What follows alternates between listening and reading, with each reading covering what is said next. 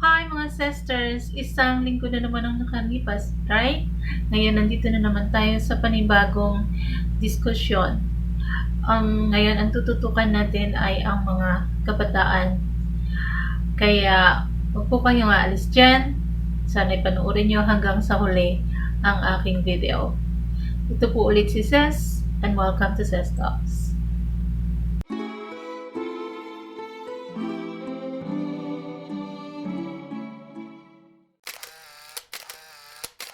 May kasabihan tayo na ang kabataan ang pag-asa ng bayan. Kaya dapat alagaan natin silang mabuti. Kaya ng mga kabataan, kailangan kayo ay magsumikap na pagbutihin ang inyong sarili at ang inyong mga ginagawa kasi sa inyo umaasa ang mga nakatatanda. Malalim ba? No. Okay. I know it's going to be very sensitive para sa inyo. Pero pipilitin ko na maging malumanay, okay, at para maintindihan nyo ang aking mga sasabihin.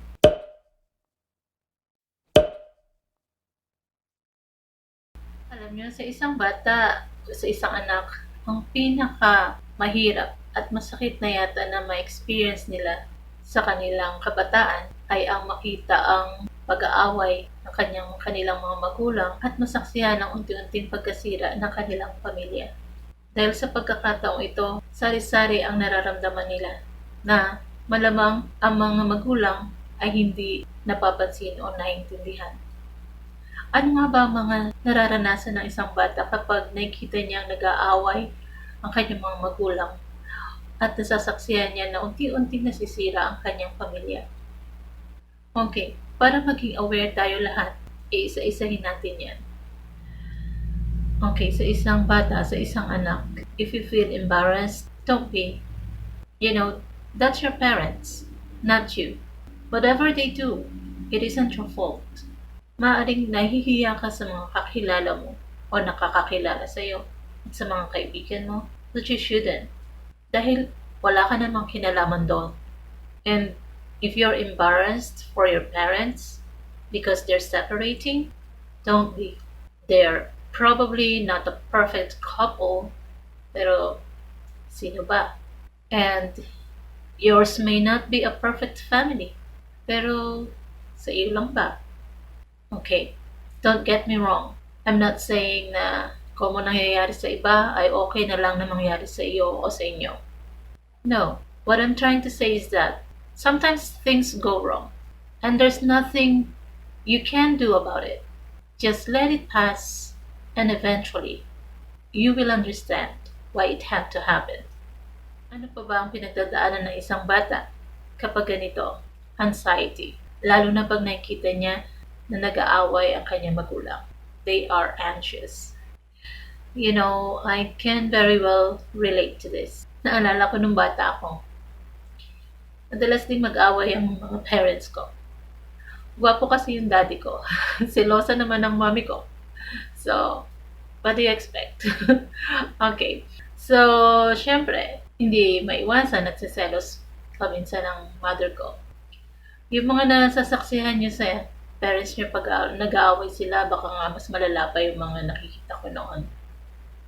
I still remember may mga flying saucers pa that time. Or kaya, may bigla na lang takong ng sapatos na tatalsik. I remember I was just like crying all the time. At pag hindi ko matiis, magkukulong ako sa kotse namin. And kahit pawis na ako, hindi ako lalabas hanggat hindi natatapos ang World War III sa bahay namin. Pero nun yun, kita nyo naman ngayon, tinatawanan ko na lang. Because now I understand that my parents are just humans, you know? Nagagalit, nasasaktan, and they also need to express themselves, right? Kapag meron silang hindi nagugustuhan sa nangyayari sa buhay nila or pag nagagalit sila. And the reason I'm sure that they're fighting is because they want to find a solution. Kaya lang, kung minsan di naiwasan umaabot sa point na nagtatalo sila, nag-aaway sila. But I'm sure whatever it is happening now, hindi nila yun sinadya. hindi nila yan sinasadya. So, kapag nakikita nyong nag-aaway ang parents nyo and you're worried and anxious, siguro you just have to go to a friend's house, and temporarily forget about what's happening. Try to have fun with them. Ang mga parents nyo, grown-ups na sila.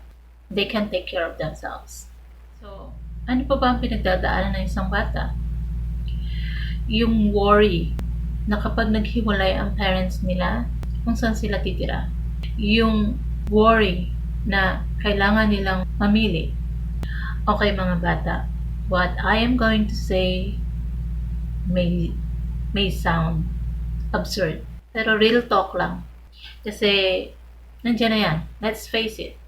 Kung umabot sa puntong maghihiwalay ang parents mo, you have to face the reality.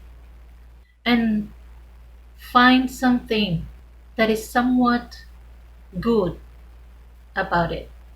Like, you are going to have 2 houses. For sure. Sa bahay nyo ng mami mo at sa bahay mo nyo ng daddy mo. Like I said, since nandiyan na yan, all you can do is find something positive in it. Or else talagang hindi na tayo makakamove on. Ano pa ba? A child worries about being forced to choose who to love. Kids, children, you definitely must not choose.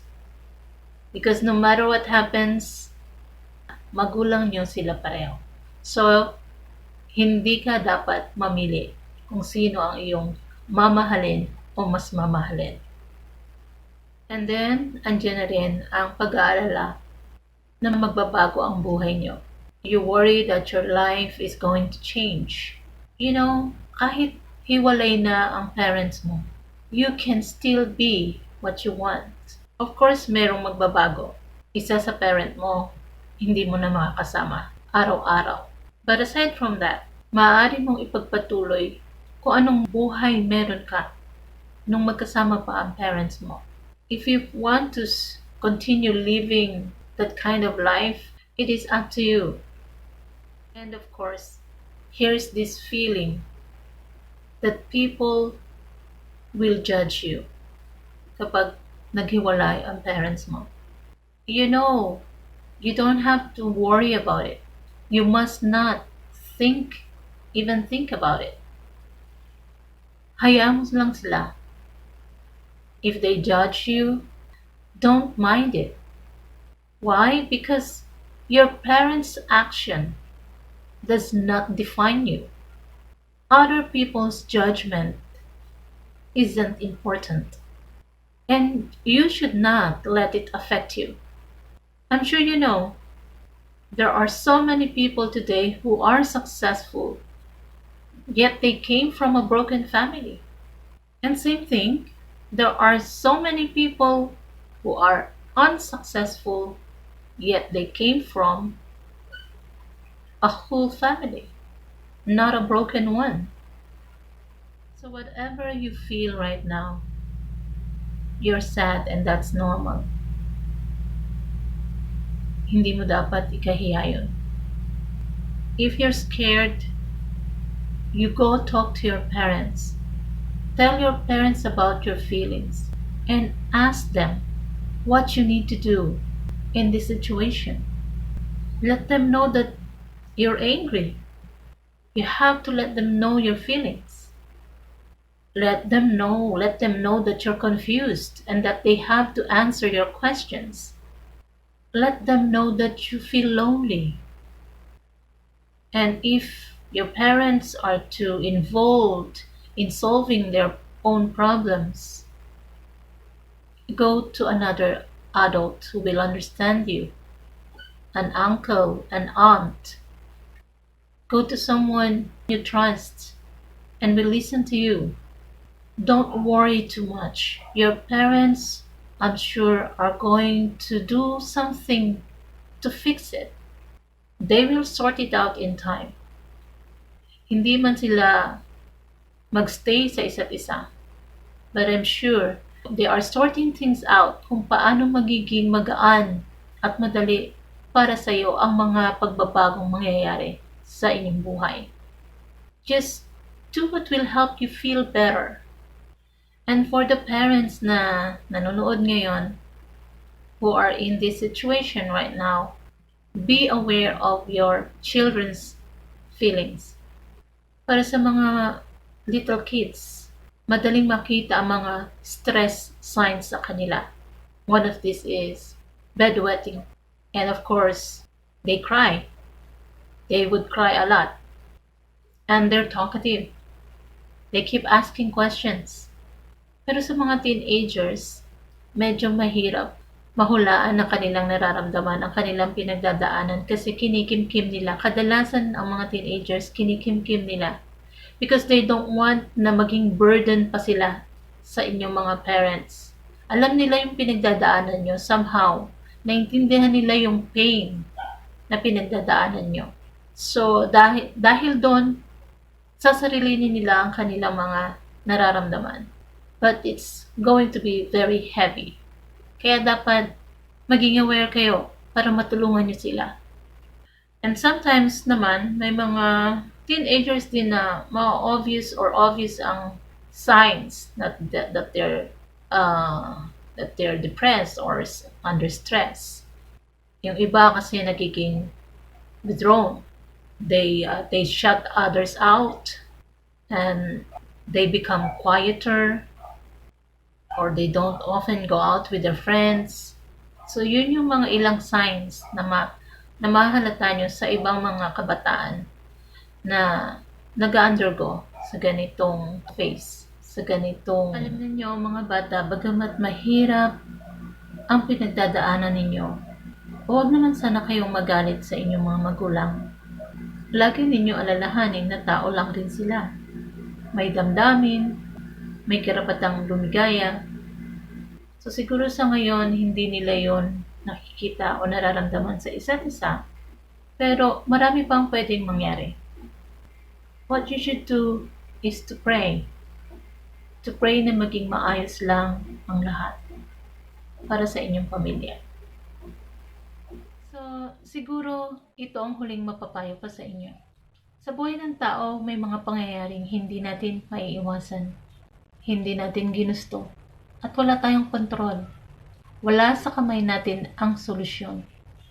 Ang kailangan lang natin gawin ay tanggapin. Kung mabigat ito, kailangan pagaanin. Huwag gumawa ng bagay na mas lalong makapagpapabigat sa sitwasyon o sa nararamdaman ninyo. Gawin nyo kung ano ang nararapat para hindi masyadong mahirap tanggapin, unawain, at kung mahirap unawain, palipasin. Dahil lahat naman nangyayari sa mundo ay may kadahilanan at may kasagutan. Hindi ba natin alam ngayon? Darating ang araw, malalaman at maintindihan din natin. Yun lang po. Maraming salamat. At sana'y magbalik kayo.